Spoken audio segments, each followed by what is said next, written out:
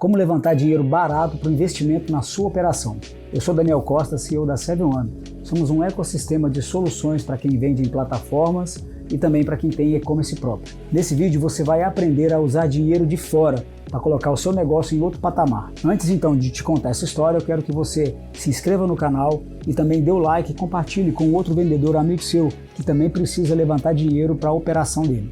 Eu estou contando numa série de vídeos a história do Ricardo, que é um cliente que a gente atendeu no passado, que saiu de um prejuízo e passou a lucrar de forma saudável e trabalhando do jeito certo. No mês de julho do terceiro ano de operação do Ricardo, um fornecedor entrou em contato com ele com uma proposta muito boa.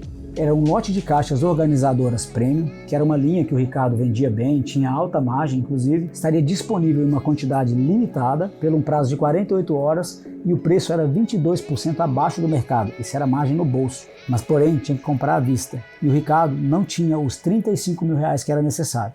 Ele foi no banco, onde tinha conta há 8 anos, e foi negado. Ele foi numa fintech de crédito para empresas, negado. Foi num banco digital focado em pequenas e médias empresas, negado. O Ricardo ele não era mal pagador, ele não tinha dívida ativa, ele não tinha restrição no CNPJ, porém, os três negaram, e o motivo que apareceu nas três negativas era uma variação da mesma frase. Basicamente era, não foi possível comprovar capacidade de pagamento com base nos documentos apresentados. O Ricardo perdeu aquele lote. Para entender o que aconteceu com o Ricardo, você precisa entender como um banco pensa. O banco, quando ele vai avaliar o crédito, ele não concede com base num potencial. O banco concede crédito com base em evidência, e as evidências que ele precisa ver são específicas. Neste quadro, compartilho com você quais são as informações que ele analisa como evidência. É faturamento comprovado documentalmente, margem de lucro histórica, e isso é mostra pelo DRE, um regime fiscal regularizado e o CNPJ ativo com movimentação bancária consistente. Tá? Outro ponto importante é a ausência de restrição, isso é óbvio, e também quais garantias ou histórico de crédito você tem. Ou você já pegou crédito, ou se você tem alguma garantia para poder dar para aquele empréstimo. Porém, olha o que o Ricardo tinha na mão naquele momento. Ele tinha o faturamento comprovado. Faturamento comprovado, ele só tinha o extrato do marketplace que mostrava as vendas. Mas o extrato de plataforma, ele não é o mesmo que o faturamento comprovado ali por DRE, por nota fiscal. O banco ele não consegue validar, mesmo com os números ali informando o faturamento. O banco não conseguiria validar mesmo com aqueles documentos apresentados. O DRE com histórico de lucro, o Ricardo não tinha. Ele sabia o quanto vendia, mas não sabia quanto ganhava documentalmente. Regime fiscal regularizado, ele estava em processo. Ele estava numa migração para o lucro presumido, então ele tinha começado há 3 meses ainda. Deste modo, ele ainda não tinha um ciclo completo para comprovar. Movimentação bancária consistente, a conta dele, PJ, misturava movimentação pessoal e empresarial. Para o banco, o padrão é totalmente irregular e aí é muito difícil de aprovar. Não havia má-fé nenhuma das negativas. O banco queria emprestar o dinheiro para ele, só não tinha como ele comprovar que conseguiria pagar. O banco enxergava ele apenas como uma conta no marketplace com movimentação financeira confusa, documentação básica, mas não enxergava ele como uma empresa. Mas agora, antes de falar da solução aplicada, eu preciso falar da armadilha que a maioria dos vendedores usa no lugar do crédito real, que é a antecipação de recebíveis. O marketplace oferece, é fácil, é rápido, se aprova em um único clique e o dinheiro cai ali, no mesmo dia. Parece inclusive a solução perfeita para o capital de giro, mas eu vou te mostrar que não é. O valor a receber em 30 dias, 20 mil reais, taxa de antecipação 2,9% no mês e o valor recebido na conta hoje, 19.420. Custo da operação total, 580 reais. Se você multiplicar isso para 12 meses, antecipando sempre, você teria ali um custo acumulado de quase 7 mil reais, uma taxa efetiva de 34%. Ou seja, você paga 34% para antecipar o dinheiro. Quem antecipa hoje está vendendo um recebível de amanhã. E aí no mês seguinte você tem menos recebível disponível. Então você antecipa de novo para cobrir aquele capital de giro. E aí você entra num ciclo que praticamente você não consegue sair. O Ricardo, ele usou antecipação por quase 2 anos. Quando ele estava no pico, ele antecipava cerca de 18 mil reais por mês. Quando ele fez esse cálculo, ele viu que o custo acumulado dele era de 11.800 reais, só de taxa. É o dinheiro que ele tinha, estava nas vendas, já aparecia ali no relatório, ele já tinha feito essas vendas, mas ele pagou esse dinheiro para a plataforma para poder receber antes. A antecipação ela não é crédito, ela é um produto financeiro que você usa para resolver um problema pontual, às vezes de fluxo de caixa, algo muito específico. A opção de crédito no mercado ela é muito mais barata. A diferença é que o crédito real, ele exige que você seja uma empresa. Já a antecipação, tranquilo, ela aceita. Depois de perder aquele lote específico, o Ricardo passou 8 meses seguintes construindo tudo que o banco precisava ver. Não foi rápido, não foi fácil, mas é simples, no sentido de que os passos estavam muito bem claros para ele.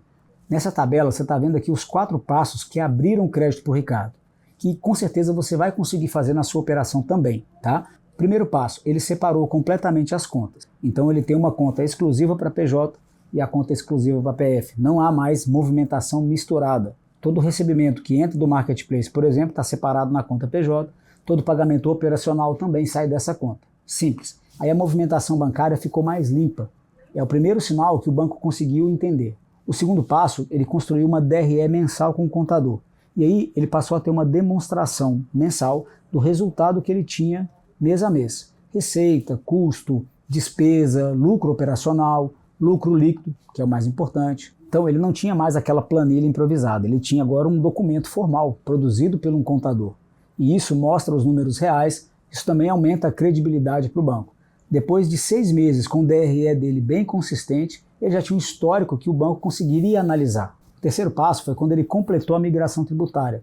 Aquela mudança do simples para o lucro presumido que eu falei lá no vídeo 2. Com 1 ano de declaração no regime correto, a Receita Federal passou a enxergar uma empresa regularizada, e não necessariamente uma conta com algumas obrigações em transição. O passo 4, ele usou uma marca como âncora para a proposta, porque a Ordena Casa, registrada no INPI, a empresa já tinha um ativo intangível comprovado. Não é uma garantia real, do sentido jurídico, tradicional, mas isso mostra para o banco que existe um negócio com identidade, com propriedade intelectual, com valor além do que ele tem ali de estoque.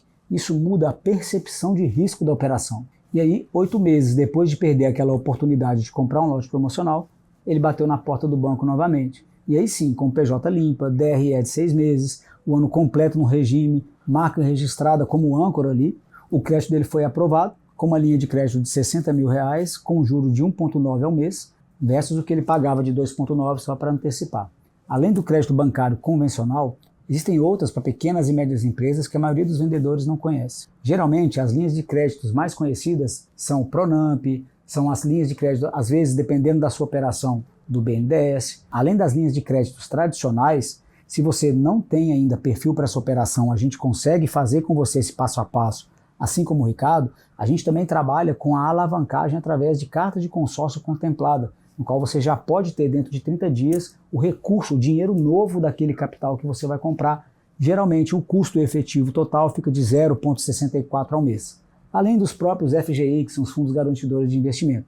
O dinheiro está disponível. O que geralmente falta é empresa organizada e projeto organizado para poder captar esse dinheiro. O banco não é aventureiro, ele não vai te emprestar um dinheiro só por emprestar. Vale a pena ficar atento nessa parte. E aí você passa a usar os seus recebíveis futuros para você garantir uma linha de crédito com taxa menor. E aí sim, existem fintechs como Capital Empreendedor que podem te oferecer esse dinheiro em torno de 1,2 a 2,2 ao mês, muito abaixo dos 2,9 que você antecipava na plataforma. Se você tem um estoque significativo, também você pode utilizá-lo como garantia de crédito. Algumas fintechs também utilizam e aceitam esse tipo de estoque. O ponto central aqui é que existe um mercado de crédito disponível para quem tem empresa organizada. Esse mercado ele só não está disponível para quem tem conta em Marketplace, porque isso não é uma empresa. A organização que você viu ao longo dessa série, margem, imposto, marca, fiscal, gestão, e não é só a gestão em si, é um passaporte para que esse mercado. O banco passa a olhar diferente para você. Então, deixa eu te contar onde que o Ricardo está hoje. Hoje ele fatura R$52 mil por mês com lucro líquido de R$8.500. Tem marca registrada, tem controle mensal, tem PJ limpa, ele tem crédito já pré-aprovado de 60 mil disponível para a hora que ele quiser. Hoje o Ricardo sabe que pelo fato dele ter números, dele ter processo, dele ter estrutura, o negócio dele se tornou mais previsível. E tornando mais previsível, o mercado abre as portas para ele. Ele faturava muito mais antes, mas ganhava menos. Hoje ele trabalha menos horas, ele ganha mais, ele tem menos operação, e aí ele tem algo que ele não tinha nos primeiros 4 anos, que é a sensação de que o negócio é realmente dele, e não necessariamente da plataforma. Ao longo desses 8 vídeos, você pode acompanhar a história do Ricardo, do início ao fim. Margem real, imposto correto, marca registrada, nota fiscal emitida do jeito certo, gestão por indicadores, ativo construído, crédito acessado. Essas são exatamente as 8 áreas que trabalhamos no nosso programa de acompanhamento. Não é curso gravado, você assiste e esquece. É acompanhamento real, com diagnóstico da sua operação, plano de ação personalizado, suporte enquanto você está executando. Então, se você se viu no Ricardo em algum momento fechando o mês no vermelho, com imposto errado, anúncio invadido sem você poder fazer nada, o banco negou seus pedidos, o primeiro passo é o diagnóstico gratuito. São 12 perguntinhas, em menos de 5 minutos você faz, e tem um link na descrição desse vídeo. A gente vai fazer uma análise personalizada e você vai receber um diagnóstico. E se esse diagnóstico mostrar que faz sentido a gente conversar, eu estarei disponível, sem nenhum tipo de pressão, mas com as informações na mão. E aí nós vamos dar a velocidade certa para o seu negócio. O link está na descrição e este foi o último vídeo da série da história sobre o Ricardo. Se você assistiu os 8 vídeos, você hoje com certeza tem uma visão diferente do que é a sua operação, seja como marketplace, seja na sua empresa.